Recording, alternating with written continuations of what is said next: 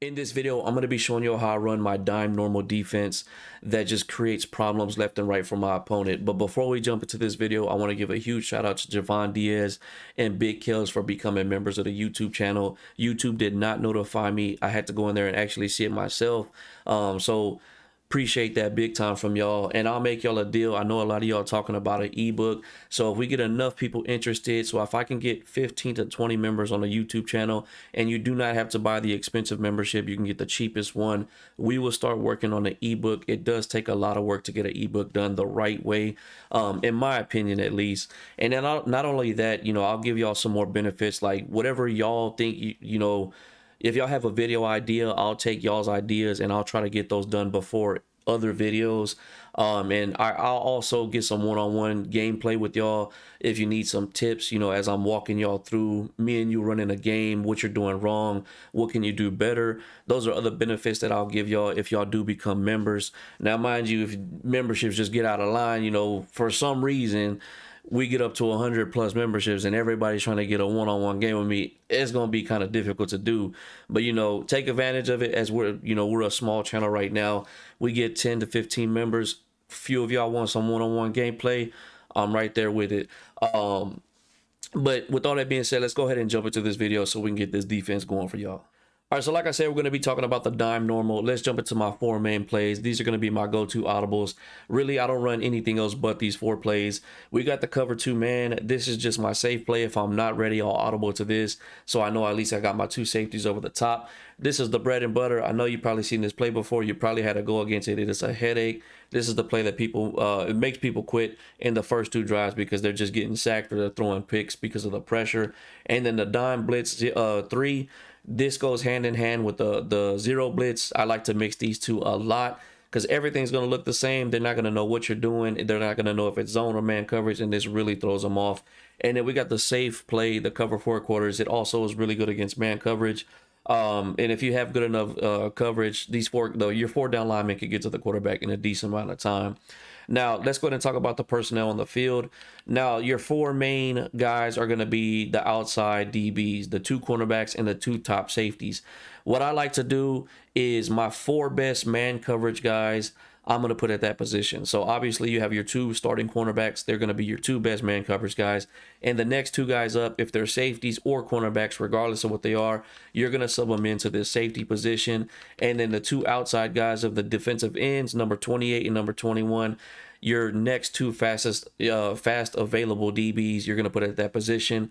And then the middle linebacker, we're going to sub in your best user, which is going to be most likely a safety, whatever fast safety you have available. Height matters big time, so like Kyle Hamilton with the Ravens is like the perfect user.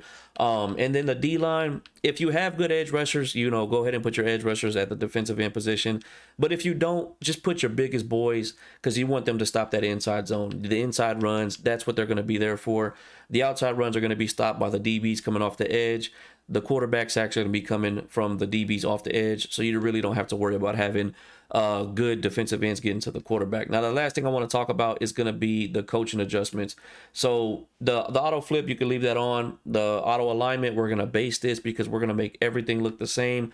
Ball in the air, this is preference. Some people like to play ball. Me personally, I like to play receiver, but there is that downfall. If there's a ball that goes straight to your DB, most likely he's just going to swat it down. So that's just something you're going to have to pick and choose what you want. Cornerback matchup, for the most part, is going to be overall. But if you have a speedy cornerback that you need to guard, somebody like Tyreek Hill, put it by speed. But for the most part, you're going to want to put it by overall.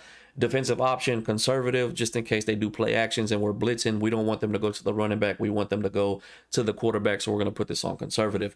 And that's basically it. Throughout the game, I'll mess with my zone drops. If I'm in man coverage, I don't want to help with the zig routes, I'll put the curl flats on 5 because that's where I'm going to put my two DBs blitzing on the edge. I'll put them on curl flats to help with zig routes, and they'll be in that perfect zone at 5.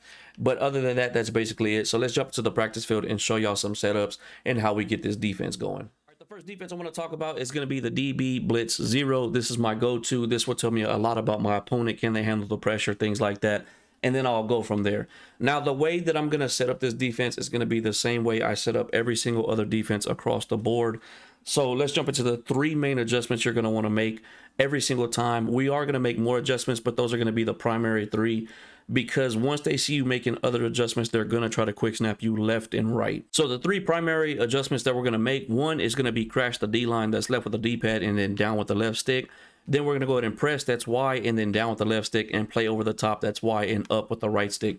Those are going to be the three most important ones, because once you start making more adjustments, they're going to try to quick snap you left and right. The next thing I like to do is bring my safeties up basically to the linebacker position.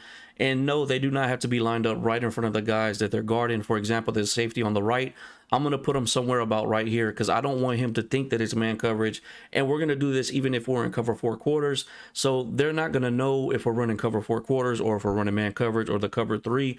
That's the point of this scheme, to throw them off and make them make mistakes. And then from here, the last adjustment that I like to do, if I have the time, especially if I don't have the greatest cornerback outside on that one-on-one position out there where Marlon Humphrey is, I'll move him back about 5 yards and about 3 yards to the inside. That's basically the best position you could put him in to guard every single type of man beating route that they can run to the outside like that. And then whoever's guarding the running back, that's going to be our user. And I'm going to go ahead and put him on a bluff blitz. And then it's your job to pick up the running back if he goes on a route. If not, pick up whatever you can to help your guys in man coverage. And then the last thing, if they're in a passing situation, go ahead and guess pass. We're going to let them run the play and just see what happens. See how quick the DBs get to the quarterback right here. He already has to get out the pocket like instantly. This is why this blitz is just that good. Yes, I know this is with the running back going on a route. So let's jump into a play where the running back's actually blocking. All right, now we're going to do another play with the running back blocking. We did the exact same adjustments that we did previously.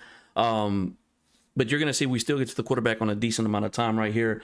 Once again, you're going to bluff blitz. If you see that running back blocking, pick up whatever it is you need to pick up. You can see right there, he completely actually missed the DB coming off the left side right there. And that could happen, but for the most part, it's going to be the guy on the right side coming in if the running back is blocking on the left, and vice versa. If he's on the right, it's most likely going to be the guy on the left side coming in. Let's go ahead and run this one more time for y'all, though, and show you what it's going to look like. Same adjustments. And I know it does seem like a lot, but once you get the hang of it, I promise you, you'll get it down. Bluff blitz, see that he's blocking, pick up whatever you need to pick up, and you can see once again off the left side, we actually get in right there. And another reason we're getting in right there is because we're bluff blitzing, so it's confusing the O-line and also the running back. So they're getting ready to block me because I'm coming, you know, through that gap, and then they let the guy come out free on the left side. So that's what it's going to look like, regardless if the running back is going on a route or if the running back is going for a block. Now, I'm going to jump into some other ideas that I run with this specific defense, the actual blitz. So let's go ahead and jump into that. All right, now we're going to get into actually scheming the defense and understanding how to scheme and making everything look the same. Now, I specifically picked this offense for a reason, because it can be scary to run this man coverage the way we're going to set it up the first time, just because it's not going to be aligned how you would want it to be aligned. But the first time they come out an offense like this, what I'm going to do is I'm going to be safe. I'm going to come out of my cover 4 palms, and we're going to set everything up the exact same way we still did when they were in that bunch formation. Now, remember what we're doing right here. We're setting up everything the same way. We're going to run the cover 4 quarters. Now, let's say things go their way. They get 10 yards. They get 15 yards. They get a good play, so they come back to this offense. First, we're going to go ahead and let them run it just to show you what the cover 4 palms is looking like. It's going to be your job to pick up. We are user blitzing and bluff blitzing with our user. And let's say they get something positive like that. Okay, it goes their way. So they come out, but this time we're going to stay in the man coverage with the blitz, and we're going to set everything up the same way. Everything looks the same. So they're thinking, okay, I beat them the first time with against the cover 4 quarters, but once they snap the ball and they see that heat coming, they're going to make a mistake, or we're going to get there in time to get the sack. Now, mind you, yes, there is Madden players that just can react to the blitz and know exactly who to throw to. And yes, we are going against the computer, so they are going to find exactly who they need to throw to. But this is just to show you what it looks like. So now we're giving them the same look. Once again, it is your job to pick up the running back, and like I said, the computer's going to know who to throw to. And the user, a good user, can read that and make that read and make that throw too. But we're scheming, we're making them think that we're doing this, make them think that we're doing that. And then let's say they come out in this type of offense again. Instead of doing these 2 plays, we're going to do the dime blitz.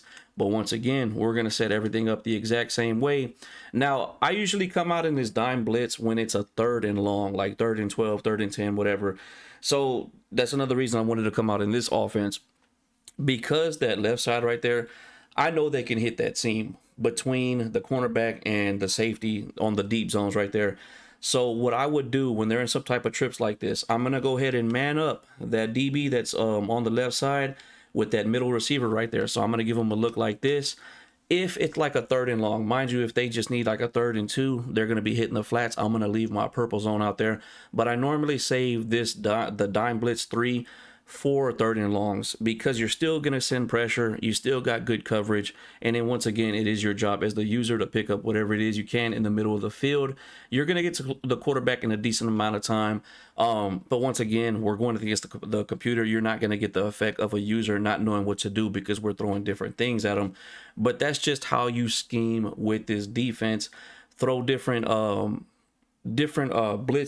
coverages at them, but make everything look exactly the same. Now, whenever I drop a defense, I always get the question, is it good at stopping the run? And I'm going to show you, we're going to do the exact same setup that we've been doing. I'm going against some random outside zones right now because that's the most popular thing that people like to run when we're in this type of defense. So we're going to set up the defense. Like I said, we're going to run everything the same. And I'm going to show you why it's good at stopping the run. One, because we are bringing up their safeties, but when you're in practice mode, if you hold LT and press X, it shows you what your initial movement is for your safeties if it's a run play, and you can see they're blitzing. There's certain plays where they're actually going to back off, or they're going to go towards the person that they're supposed to be guarding. But you can see if you press X or B, it'll show you which direction they're going to blitz depending on the run, and their initial reaction is to go and blitz at the run.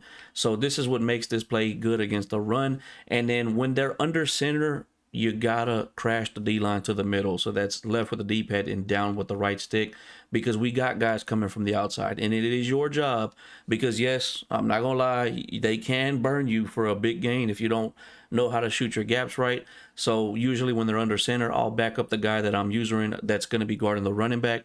And do not guess pass if they're under center, because if you guess pass, your DBs will play terrible and take the worst angles at the running back. So do not guess pass. But we'll go ahead and let them run the play. You can see that's normally what's going to happen. Our DBs coming off the edge are going to be the guys that's going to shut down the stretches. But you're going to do the same setup every single time, and just user whoever's guarding the running back. And if you want it to be the middle guy, then switch up the man coverage. Go ahead and get this guy guarding the fullback, and then you can make this guy guard the running back. So you don't have to worry about that fullback. You can just worry about the running back just in case it's a play action. You can go ahead and be free and go or pick up whoever you need to. But you can see, once again, our DBs to the outside are the guys that shut down the stretch. So yes, this is good at stopping the run as well. That's going to be it for this video. Definitely give this scheme a try. Let me know how it's working out for you. I am working on another video that gives you a better breakdown against real users, and just give you a more of an explanation on why I'm doing this, why I'm doing that, depending on what I'm seeing from different formations, and just to give you a better explanation on how to run this defense and just understand it better. So just be on the lookout for that video. But with all that being said, go ahead, like, comment, subscribe. Let's get it.